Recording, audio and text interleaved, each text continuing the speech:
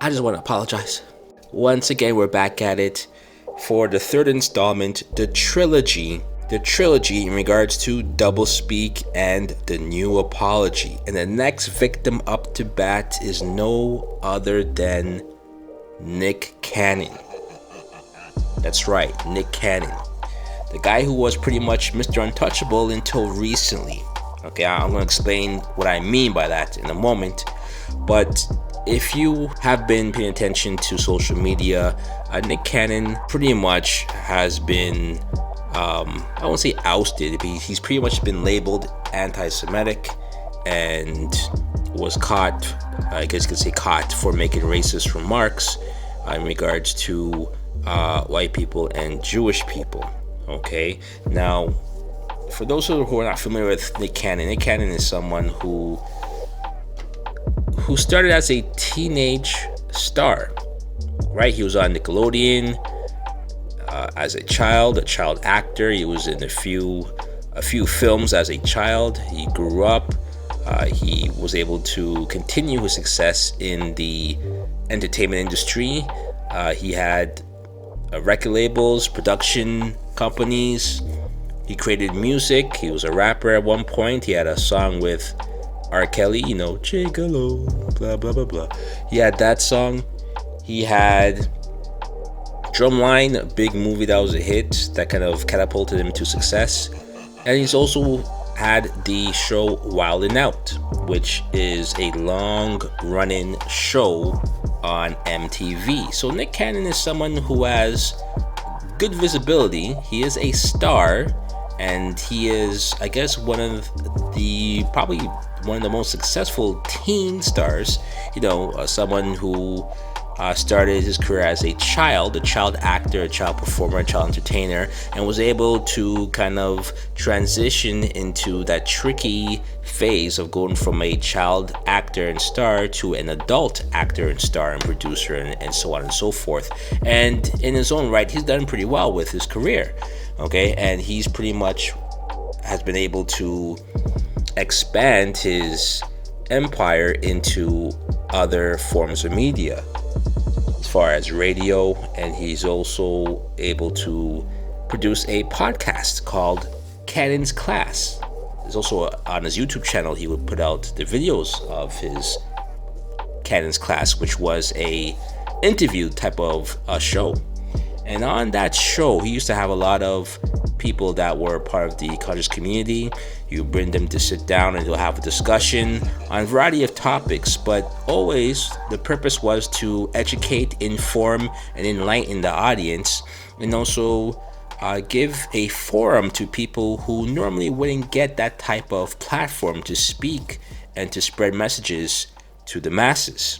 Okay, he used to have people on like KRS-One, which in my opinion, that was the best interview that he's done. KRS-One was able to speak for a long time. I haven't heard from KRS-One in so long, so it was good to hear from him and to hear about how he feels on certain things, his ideas and his philosophy. So that was good. He brought other people on as well, like people like Tariq Nasheed. People like members of the Nation of Islam. He had Rizza Islam as well too, and most recently he had a guest that was a pretty notable person, or should I say infamous person. But before I get to that, what I want to get into is what Nick Cannon actually said. Okay, now on this particular interview, Nick Cannon spoke about who he believed, what he believed was the reason for why Caucasians act the way they do, according to him. Okay, now of course he's generalizing, but according to him, because of melanin and the lack of melanin, that Caucasians possessed, and because of where they resided in the region, which according to him was in the Caucasus Mountains, where there wasn't an abundance of food and resources, that the Caucasians had to pretty much live a different type of lifestyle and have a different mentality in order to survive. And that type of mentality is a mentality of a barbarian, a savage, one who would fight for resources, one who would think about the fact that there's a scarcity of resources and always operate in that sense. Okay, I'm paraphrasing, but that's pretty much what he was trying to say. And he was trying to say that black people having the most amount of melanin, and the fact that we come from regions close to the equator that had abundance of resources, minerals, food, supplies, and all those things, that the type of lifestyle that we lived, we were more giving, caring, open, inviting, based on those circumstances. So that's pretty much what he was trying to convey. Now, he also mentioned stuff about conspiracies, who runs the banking system, who runs the economy, and who he believes are the true Hebrew Israelites. Okay, now according to him, he's saying that black people are the true Hebrew Israelites and not the people who claim to be the Israelites as we know today. Okay, now I'm not going to get into whether or not Nick Cannon is correct in his beliefs. That is not for me to say. I also am not fully read up on those things, so I'm going to take a pass on that, and wisely so. But what I will say is this. Nick Cannon has been saying these things for a while, okay? He's come out and spoke on what he believes black people should know about their history, knowledge of self. He's always been someone to promote that type of thinking. He's always been one to bring people on his channel that pushes a pro-black message and black upliftment. Okay, so all these things that he said. Okay, now the reason why he's catching heat now for saying pretty much the exact same thing he said before is because of the guest that he had on his show while he was saying this. And this guest is none other than Professor Griff. Professor Griff was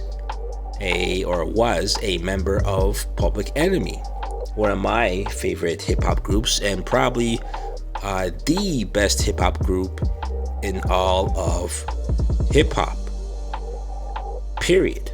Okay, and he was known as the Minister of Information, and pretty much his job was, of course, to teach the masses about their history, teach the masses about not necessarily conspiracy theories, but someone who educates people on the true history, and not the history that we were taught in history books, which is inaccurate. Okay, so he did serve a purpose. But long story short, his history with Public Enemy is the fact that he was kicked out of the group for saying remarks that were considered anti-Semitic back then, and as a result, he was forced out of the group, and Public Enemy had to cut him out. And that was at the suggestion of Leor Cohen. Okay, now fast forward 20-30 years later, Professor Griff, I guess, is getting this platform to speak. He does go into detail as to what happened that day as far as what he was accused of saying, and he makes the attempt to clarify certain things and the fact that he wasn't saying anything that was anti-Semitic, and Nick Cannon agreed with him. And this is where things go awry, because I listened to that particular podcast, and excuse me, and that particular podcast, there was some things that were said that was very informative. I found it a good podcast. I had no problems with it, but I always thought to myself, it's interesting how Nick Cannon gets away with saying some of these things, especially when he also makes money doing the straight cookie cutter gigs, as far as being a host of America's Got Talent, being the host of The Masked Singer, being a host on MTV with Wild 'N Out. He's on corporate television. He's on these corporate channels. He's doing movies. He's executive producing. He is a part of the Hollywood establishment. Make no bones about it. He is still a part of that community. So it's interesting that he's able to say those things on one end, right? Have his right foot in the Black conscious circle and saying those things that he's saying, but also have his left foot in the Hollywood circles and able to do gigs or get gigs and, rub shoulders with the Hollywood elites. It's weird how he thought that this was going to continue in this direction, especially with the type of guests that he was having on his show. And to add to that, the timing of this, because just a week prior, Sean Jackson was posting things on his IG page in regards to who were the true Jews, so on and so forth. So you could kind of see what's going on here, right? You kind of see that there's a bit of a momentum happening as far as certain celebrities having the opinion that people have been lied to, and the identity of the true Hebrew Israelite is under question. Now, this is the thing. If you're going to make these claims and have these opinions and be against what society considers as accepted truths, then you have to come with factual evidence of what it is that you're trying to convey.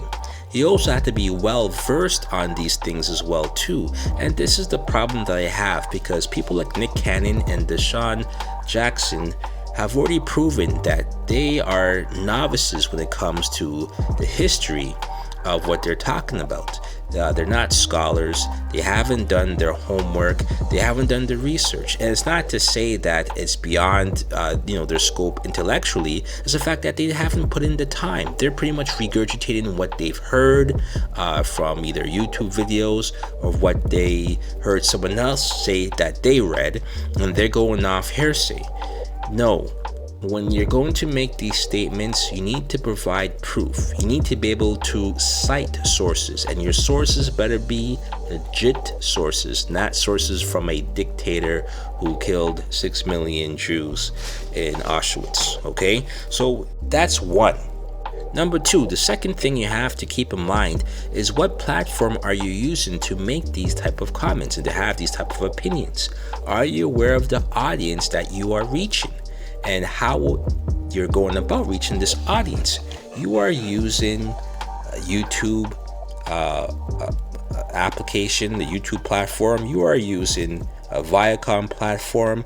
Now, if I'm not mistaken, the head of YouTube is Lior Cohen, the same guy who made Chuck D kick out Professor Griff 30 years ago. So to have Professor Griff back on that same platform, being able to use that platform to say the things that he wants to say, and still have that same old guard as Lior Cohen being the head of YouTube, did you not see this coming? On top of that, I'm not sure who runs Viacom, but at the same time, you have to understand that they're not going to let that fly either.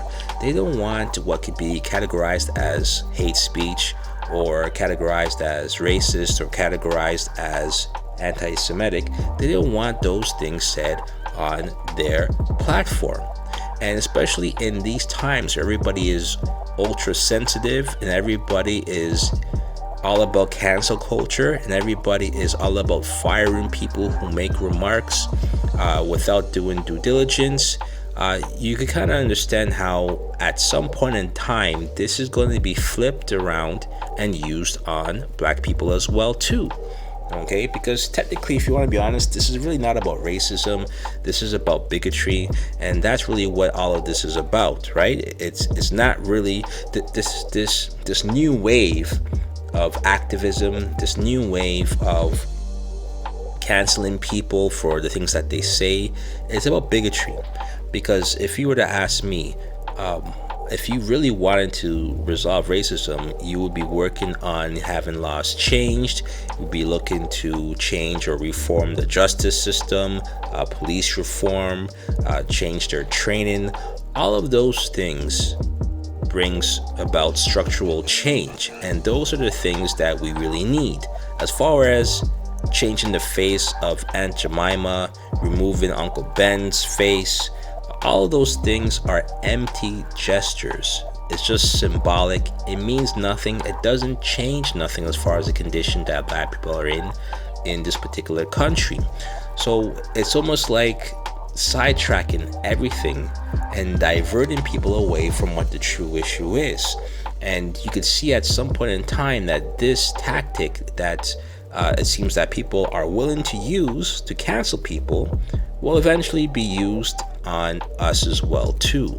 But to go back to the platform and the message as far as what Nick Cannon is trying to do here, Nick Cannon eventually had to apologize.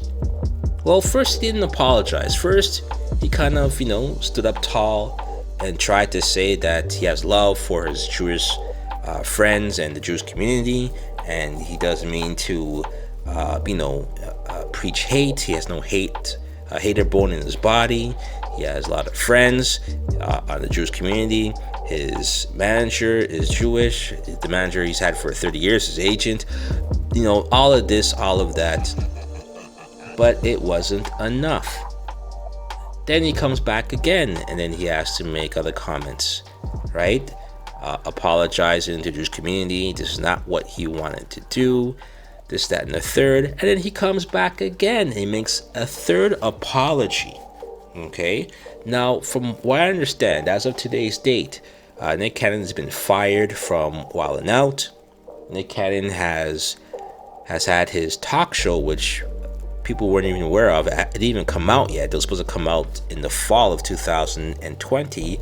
It has been postponed, and now they're saying tentatively 2021, right? So a lot of things are happening to Nick Cannon, where he's being placed with the anti-Semitic jacket, right? Which is a jacket that you don't really recover from, just like how Farrakhan hasn't recovered from it, and neither has Professor Griff.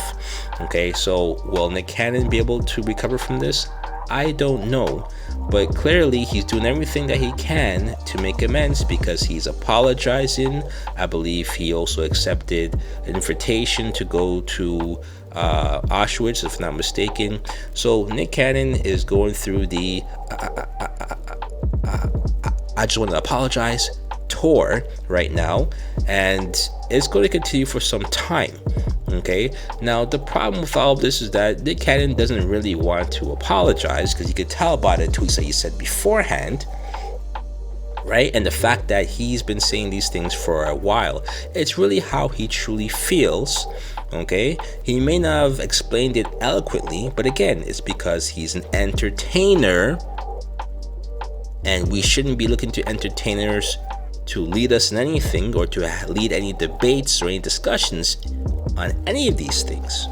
Okay, but again, it's double speak, because here you have Nick Cannon speaking to what will be considered as a conscious community in one sense, and then he apologizes to the Jewish community in the other sense. Double speak. So I'll just bring it to my last point. I think it's important that we have these open forums for us to have honest conversations, okay?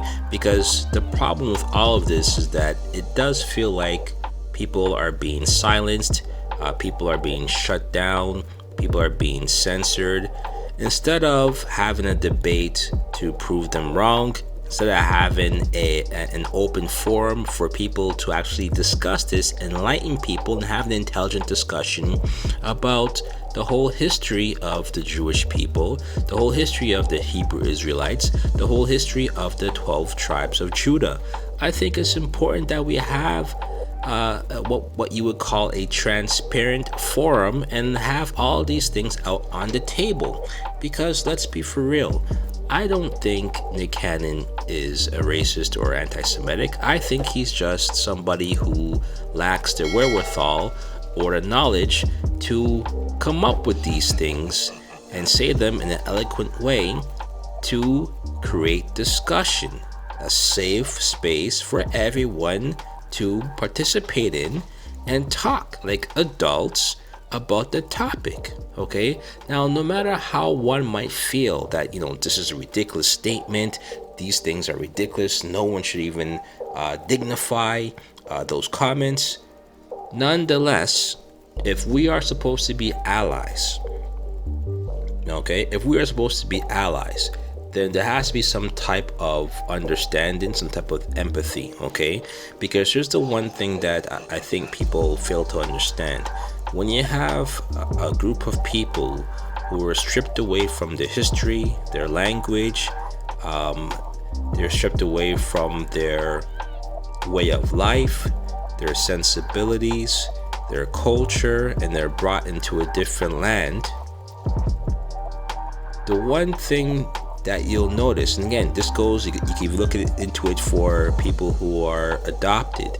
At some point in time, they're going to want to know who they are, where they come from, okay? And they're going to want to seek that knowledge.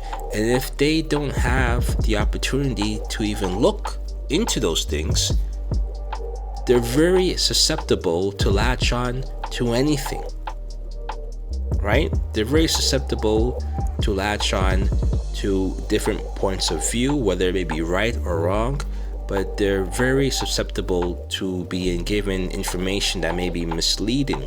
So I think it's very important that we have these discussions and have some type of understanding that Nick Cannon may be saying these things because there is always a need. It's human nature. There is a need to want to belong to a group, to want to belong to an identity, to know your identity, to know your history. And it's unfortunate because there are Black people who can't trace back their roots. Okay, there are Black people who are not sure what their true religion was because it doesn't seem to be, Christianity, right? And it might not be Islam as well too, and it may or may not be Judaism as well. So a lot of these things, it's easy for people to say, well, you're crazy for believing that because you know your history and you did not have your history erased. Your culture was not stripped down, you were not taken away from your land and were never brought back. So these are the things that I think people should be aware of, and it may be where all of this stems from. Okay, but again, Nick Cannon should know better than to make these kind of statements on those large platforms without having the understanding to know that his words mean everything, and his words will be taken out of context, and his words can be used against him. I would also like to see at some point that people who have made racist remarks, I would like to see them being invited and going to places like a slave plantation in Louisiana, or having them take the trip to the slave castles on the west coast of Africa, or having them take the trip to Robben Island and seeing where Mandela was held as a prisoner for 27 years before he was freed and was able to run as president and win of South Africa, his place of origin, his place of birth, his birthright. Okay, so it'll be interesting to see if at some point there'll be more required than just an apology to Black people for people making racist remarks who are, celebrities. I like to see where a celebrity says, you know what, I made some terrible comments about Black people, and I'm going to do my best to gain some understanding and wisdom, and I'm going to take a trip. There's going to be some guy, some old Black guy who's going to be like, you know what, Justin Bieber, or you know what, Eminem, or you know what, Kramer, you come with me. I'm going to invite you to the Antebella, plantation in Louisiana. I'm going to invite you to the Washington, D.C. Black Historical Museum. I'm going to invite you to the Bronx, in Bushwick, some type of invitation so that they get the Black experience and maybe they get to understand what it was to live as a Black person in those times, live as a Black person who was not afforded the same rights, the same freedoms as other people in the country, right? Take them to Tulsa, Oklahoma, as far as the Black Wall Street and that area, and teach them about what happened, right? The only bombing on, not the only, but the first bombing ever on U.S. soil. How about take them to places that were firebombed? Take them to places that were affected by the Red Summer in 1919, right? So I would also like to see, because not just the Jewish community that has these places that people could go to gain some insight and wisdom and some knowledge about what they've been through. Black people have that as well too, and it's really only up to Black people to make sure that people who violate them understand that you're going to respect us, you're going to show some reverence, and you're going to show some atonement, and you're going to go through the process of going to these places to gain some wisdom. And maybe next time you'll think twice about using the N-word, you'll think twice about making racist remarks, saying or creating racist music, so on and so forth. So I like to see some of that happen as well too, because I think it's important that we require more from celebrities when they screw up, because an apology, them going to a cookout, those things are not enough. Okay, so there's many different things to take away from this. I hope I was able to unpack most of them and make sense of them. At the end of the day, I wish Nick Cannon well.